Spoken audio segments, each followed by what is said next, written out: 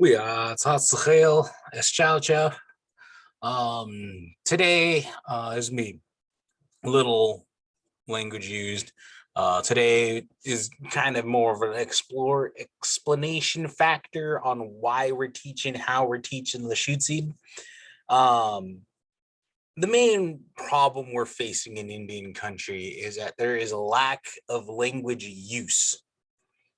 There are plenty of people who know about the language. They know words. They know cup, like they know nouns, and they know how things should be said, right?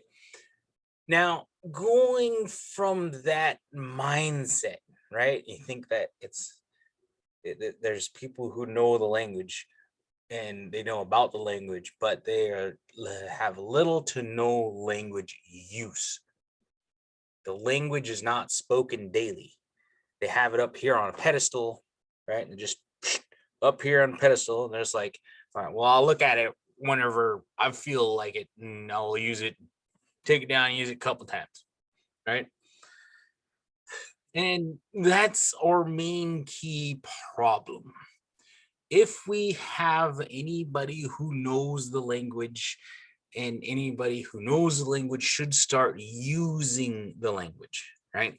Now, it is easier said than done, right? I don't know a lot about the language. I will continue saying I don't know a lot about the language, but I know how to use it, sort of, right? Now, it's weird because I'm a teacher and I'm supposed to be teaching you how Lushootseed, how to use Lushootseed, right? Now, let me go back to and explain this. My area expertise is on language use. I will show you and demonstrate to you how to self-narrate language activities and have some basic conversations. And I can kind of tear apart each one of those and say, okay, well, this is what's happening in the language, right? But that's where most everybody focuses isn't in on. They're like, okay, let's scrutinize on how bear is written. It is Bear, right? So they focus in and they hyper zoom in on bear. But what is bear doing, right? What is bear actually doing? And then how does that implement to my daily life, right? So if I were to use bear and I see bear and I work with a bear every day, then I can say Strutwood on a daily basis, right? Now, if I were to use colors, right? We do describe in colors. There are colors in our language. But the thing that has a lot to do with this is that we don't use colors on a daily basis. Now, you might be saying, James, what the heck are you talking about? I use colors every day. You use colors in your head. You do not speak the colors. For the most part, unless you're an artist and you're like, okay, I want red or magenta or blah, blah, blah, blah, blah, with whoop-de-doos, right? If you do that, right? If you do that, that is kudos to you. We can get you the language so that you can keep using the colors on the day-to-day basis. But if you're like me, I'm like, okay, I bought a soda, right? I went to go buy a soda. Oh, do you like your soda? Yeah, I like my soda, right? So there in turns, right, that you like something and something that you're drinking, right? Daily use, things that I can say all the time. That's the key. If you can use your language on a daily basis, you don't have to say it correctly. The language has been living here since the time immemorial. You don't have to say it correctly. What you get to do is use your language and then have somebody correcting your speech, right? So I could say S toenail chud. If that's all I do is this toenail chud, right? And then, as a teacher, I'd be like, S low bill chud, S toenail chud, S low bill chud, S toenail chud. Good enough. You don't need to work on that, but you're using it, and that's the key, right? That is the key. Don't shame them on their language, because back in the boarding school era, yes, I'm going to take it back there. Back in the boarding school era, the well-known verse that everybody speaks of is kill the Indian and save the man. This is a time when teachers, the really, really savage teachers, these guys were savages, brutal savages, right? They'll wash your mouth out with soap for even uttering, right? Just even saying kla, right? Instead of the, it'd be kla, right? Now, even just saying that'd be putting your mouth in soap. That's the first offense. Second offense, the second offense will get worse. They'd probably slap your hands on the table. Third offense, they'll probably take a big old huge stick and then slap your hand on that. And it just progressively got worse, especially if you just kept on using your language, right? Now, kudos to the people who saved our language, right? Those guys are our language warriors. Those guys deserve all the praise. And the people like Vi Hilbert, right? Don Bates, Tom Hess, were our language warriors. They took in a whole bunch of stuff and then just kept going with it. It's like, okay, this is very important to me. I'm going to do this no matter what happens, right? And then they saved our language to what we have today. Mm-hmm. So all the beatings and all the brutal savagery that our enlightened one has, through all of that, our people ended up picking up drugs and alcohol and tobacco and all the misuse of everything, right? I'm not saying this is an excuse for you to go use this stuff. What I'm saying is that our previous history, the historical trauma, came to be thus, right? Now, after saying all this, because this is very, very heavy stuff, and you'll see just croppings of this people who just go off and be like, okay, let's go get drunk, because that's what I see the teachers do. That's what I seen our dorm matrons do. That's what I seen everybody do when all the adults do when they get to a certain age. And or they feel so bad, right, about what happened to them. They're like hurt, and they don't know how to deal with that hurt because they got ripped from their language, ripped from their culture, and divided the two, and then divide and conquer. Old story goes, that's what they did. They love doing that. So this created somewhat of a PTSD effect on our children that got sent to these boarding schools. Now, again, the savagery beating that they did, and for some of them to evolve into, okay, I'm going to keep this language. I'm just going to keep the language, right? And I'm going to go through whatever I have to go through. And then that involved, and as soon as they became adults, and then they started saving the language, they started working with linguists like Don Bates or Tom Hess, right? And then they came up with what we have today. Now, I'm not saying it's wrong to do what we have today. It's just it's time to insert how we use the language rather than explaining how you spell bear, right? You focusing on that word, right? When we can clearly be out here with it and see how the word will work with us and how our language works, because we now have wordings for everything we are doing nowadays. A language, a living language, is a language used daily, right?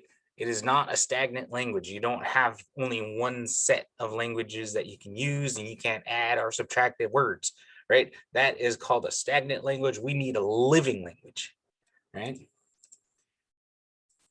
And then we go off, and after that, we have people who are ashamed of languages. So they are ashamed of their language, they don't know their language, and then they shame other people who know their language. They shame other people from even using their language. And then we have the ones that are said, okay, through all of that shaming, I'm just going to keep doing the language, right? And that's how we got our language today, right now. This is not a new idea, what I'm going to say. Not a new idea about the language revitalization. The short answer: use the language. Short, simple. Use it. Right? Find a way to use it. Long one.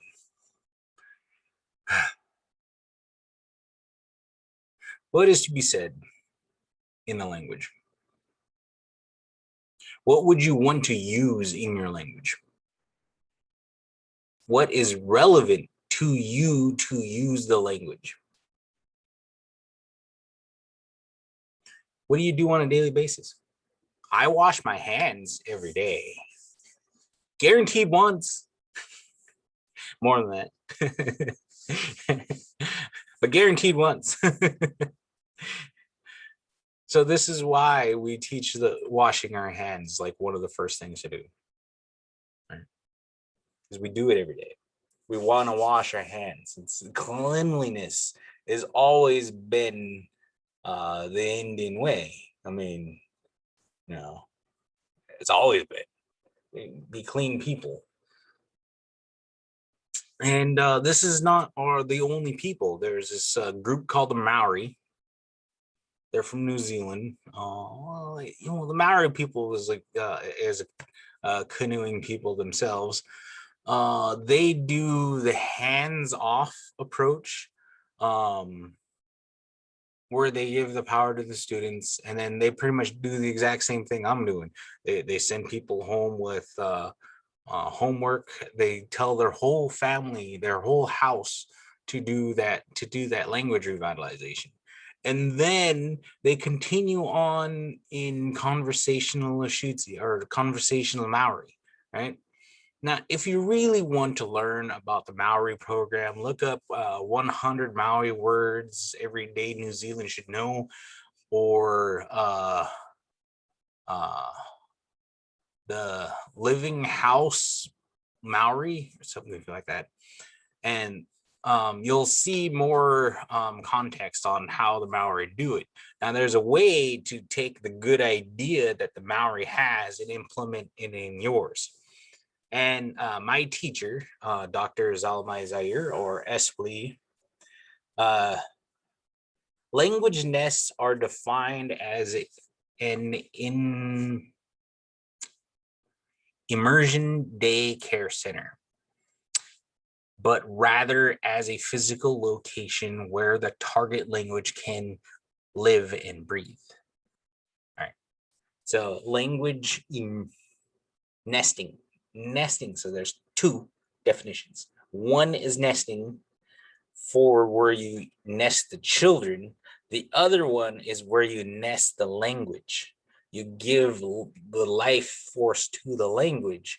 You build a nest around your language, and then you allow it to grow, right? Now, this terminology is primarily what I'm saying. Wash your hands, do your laundry, every 7 of those steps for your laundry that we just did. Each one of those steps, putting your clothes on, is one step. That's one language activity. Taking your clothes off, that's second language activity, and so on and so forth for all 7 to get done, right? Now, you think about it, that's 7 language activities you can do on a daily basis, but what you're doing is you're taking English out. One word at a time, one syllable at a time, and then you have a language nest. You're nesting your clothes in the language. So everything you do for your clothes, or washing of your hands, or doing the dishes, or setting the table, or putting your dishes away, or putting your food away, right? That is done for the language. You're not nesting a child into the language, into immersion school, right? So instead of nesting our children because we can nest our language and then have our kids just pop in and out of that nesting area, and they will get exposed to the language. Also, it's twofold. We get the children and adults, right, and guests immersed into the language, right? So it's not just children. Yeah, yeah. Because how does this sound? What did you learn in school today? Oh, I learned what's up. And like, dude, where'd you learn that what's up from? Oh, from so and so. Well, so and so's not our family. You can't listen to what they say. Exact same words every time.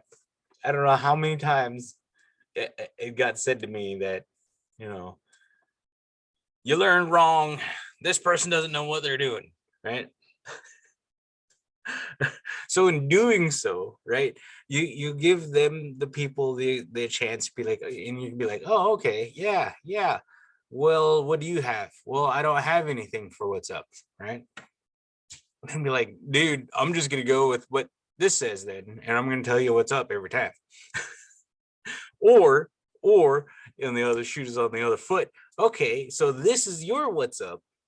And now I'm just going to use this what's up with you, and I'm going to use this what's up with them. And I got more language, right? Even more. So the power is in the students' hands for their language revitalization, right? You have the power as a student to reclaim your language and figure out what they use. And if they don't use it, just don't use it for them. Be like, okay, I'm gonna use the English for what's up instead of the target language is what's up, right, with you. And I'm just not gonna talk to you. I'm just gonna go over here because the target language is more important than keeping a fight going, right? We don't need to keep that fight going. We can just choose our language, right? We have that power. We have the power to choose our language. So choose our language, man. Use it. Figure out how to use it. All right. So you don't have to take my word for it. That was Dr. S. Lee and the Puyallup language. And our goal is to revitalize the Lushootseed language. The method we find most effective is just to speak the language.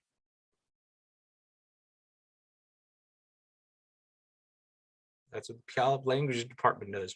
They just speak it. Now, I know they also have conversational Lushootseed. They have language domains, language activities. They also have language time, but they also do break down the language to what the how to focus in on bear, right? We know bear. They focus in on bear. Not just bear. I mean, they explain how to spell bear and then how the bear word came to be, right? But they don't just stick in on that. They actually do the conversation. They do the language activities domains, and they also do the language time, right? So let's break that down. Conversational language. What is a conversational language? I know we're not all 5 years old, right? We normally start, how are you feeling, right? Oh, I feel this, that, and the other thing. All feelings. Feelings are well and good, but they do not drive the point. Okay. Feelings are good starting points, but don't get stuck in feelings. All right. Start going off on, oh, what did you do last weekend? Or what are your plans on next weekend? What do you like eating? Right? What do you like drinking? Right? We all have these basic conversations in us that we use on the daily, right? You see your buddies, you Skype with your buddies, or you're Zooming with your buddies, or you're like, hey bud, what are you guys cooking? Right? Right? What are you guys gonna eat tonight? I'm like, I don't we have those conversations. We can have those conversations in the language instead of in English, right? We just nest the language. So we start taking out English word by word, sentence by sentence, and then eventually we'll have people come to us and be like, teach me language. I want to learn what you're doing, right? And then that's just the conversational stuff. That's just the fun stuff. And then we get down to our nitty gritties, right? This is the stuff that hones us, right? We have a dull blade. What are we going to do? We're going to take a file and we're going to file this side, and then we're going to file this side so we can have a fine point. So to do that fine point in the language is that you have to redo over and over and over again a language activity. Now, like I said, mine is washing my hands. I do my laundry. I take care of the clothes. I do the dishes. I go get wood. I get, I just start doing activities, right? And then over and over and over and over again, it focuses my language ability. And you can hear me when I don't do the language activity on a constant basis, right? You'll hear me go, right, in the language. I mean, you've seen that in these past few videos. Well, in these other videos, right? You'll keep seeing me that be like, oh, I know that. I know he wasn't doing this language activity. Well, do them with me, right? Right? We all can speak the language. We all know how the language works. We all start to beginning to understand, right, the language. And it takes me a little bit. And then pretty soon I'm just like Chowai Ulch or Chowai. I get so flustered with that one. I was like, Sally, so right. And then I was all like, I looked at the Chowai Ulch and I'm all like, oh my God, I'm so an idiot. It's Chowai, right? Chowai. So, it has growth. And like I said in that story before, I had a student of mine yell quiots with a Q, quiots, for the longest time. And then when I finally wrote it down in front of the student, they were like, that's a sound. I was like, no, that's a. And then they were like, I've been saying it all wrong for an entire year. I was like, no, don't beat yourself up. You use the language for an entire year. That is the most key. And from now on, dude, that student uses we oughts really loudly, really proudly, and he's using it. He still uses it to this day. He uses it. So it's all like, woo, right? So don't beat yourself up over the language that you aren't the master of, right? That's pretty much what that boils down to.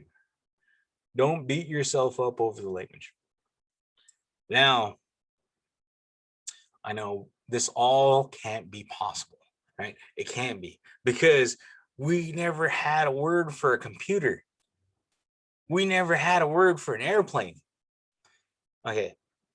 To that question and to that point, English did not have a word for airplane until when did the Wright brothers fly? They always wanted to fly, but they never had a word for an airplane. They always wanted people to fly until the Wright brothers flew. There was no word for a car, right? Until there was a word for a car, right? Language is made up words, made up sounds and sounds to communicate to one another. And that is the key point. English is made up from 23 different languages. That's how come there is there, and there. Yeah, think about that. How many reduplicate there's and a reduplicate words can you think of? Yeah, there are a lot of reduplicated words. They sound the same, but they mean different things. They spell differently, right? But they all sound the same. And.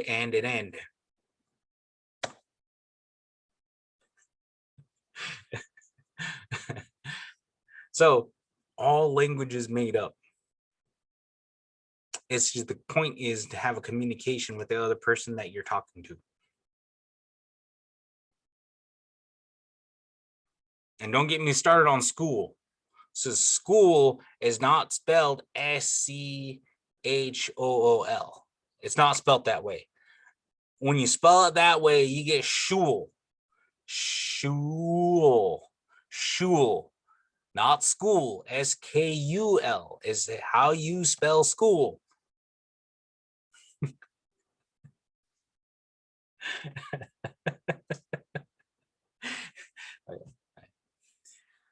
Okay, so this process. Back before 2014, so about 2012, we had a total of about 4 people that knew the language. They didn't use it on the daily basis. There was about 4 people who used the language up here at Soxwaddle. Take that in. 4 people. Population of 300.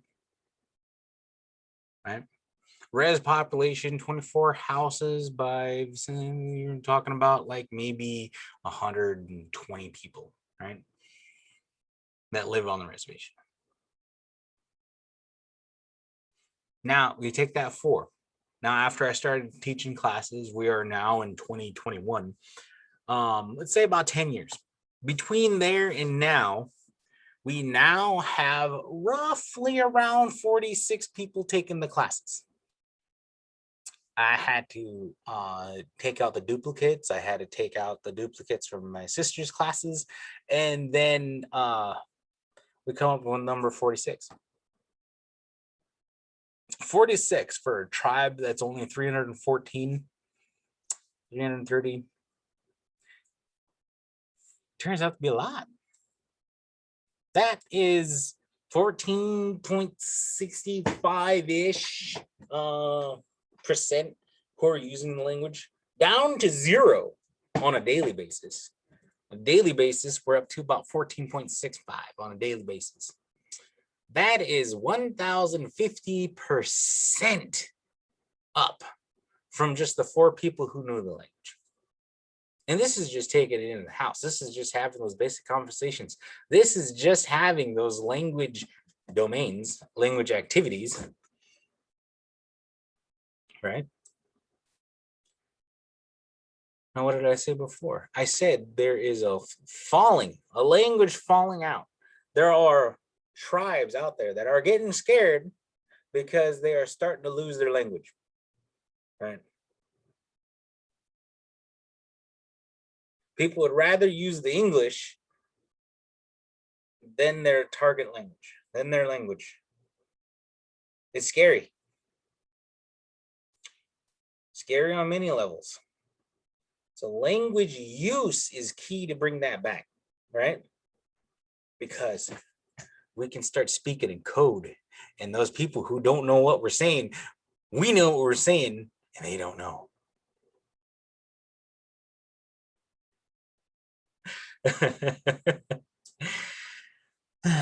So there are a lot of people who know the language. There are a lot of people that can dissect every word that I say. They can say it correctly every time I bring it up, but I'm sitting there stumbling. And here's the key. I use my language every day. Every day I wake up, when I wash my hands, I do it in the language. Every time I do the dishes. I do the dishes in the language. Every time I put my clothes on, I do it in the language, right? I'm nesting my language. Well, the target language I have now. I do plan on discovering or rediscovering my history, right? And taking in all of the Salishan languages. So those of you who do not know the Salishan languages, we go from Bella Bella down to Tillamook over to this tribe called Salish in Montana. Salish language is huge. I also have some relatives down in Ichishkin languages. I do want to learn the Ichishkin language, right? I am also Sioux. Now, System Wapentendo Yete, right? That's the only thing I remember. Oh, and Mato for bear. Yeah, I focused in on bear. Mato.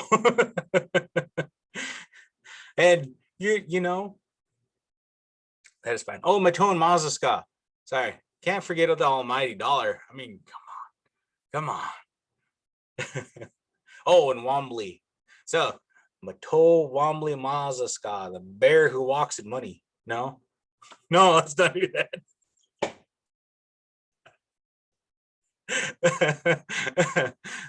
So that's the only thing that I remember in the things. Just laugh, funny stuff. I mean, just humor, comedy, just bring it on, right? And then thinking about language activities on what do we do? What do we watch? How do we watch these things? Can we switch? Can we make our own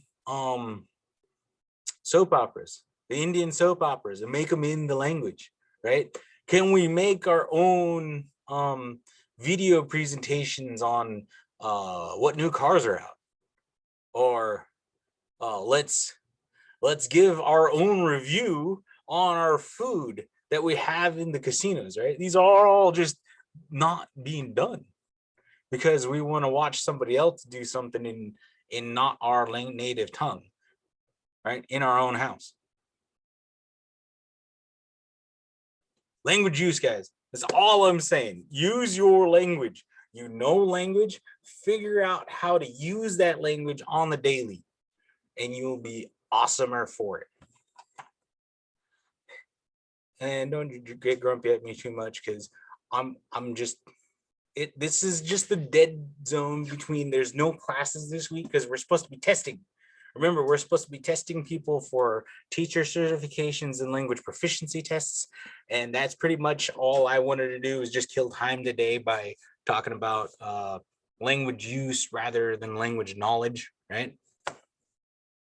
That's what I don't want to go for. So if that got too heavy, I'm sorry. I mean, seriously, I am. The people I quoted in on today would be the Maori people. Definitely be the Puyallup language people. Thank you. You guys been working with me. I've been working with them. Well, I haven't worked with them. I've been working with their stuff. And it's in Southern Lushootseed. It's head chef, it's child chef, ho bead, or guad bead. Same thing, right? And then Vi Hilbert, man. Again, I wouldn't be able to be here doing what I do without Vi Hilbert. I don't say that her work's bad. I'm just saying it's time to start a new, different direction. Right? That's all I'm saying. Just go using the language. Just you've been taught, I don't know how many times language, so just go use the language. And of course, Dr. Zalma Zaire S. Willie, my good teacher in Lushootseed. He's the one that started me down this path, and it seems great. Seems great. I mean, it's working well. We got, like I said, we went from about 0 daily users up to we gained it 1,050%. Right? We just gotta keep going to that 100%. We're only at 14. You just got to keep going. 10 years. 10 years, 14%. From 0% to 14%. Whoo, buddy. I'm telling you what. This is amazing journey. This is working. They're using the language. Again, language is used. 14% of all of my tribal people doing it. And Puyallup has even a bigger success rate because they have more people using the language.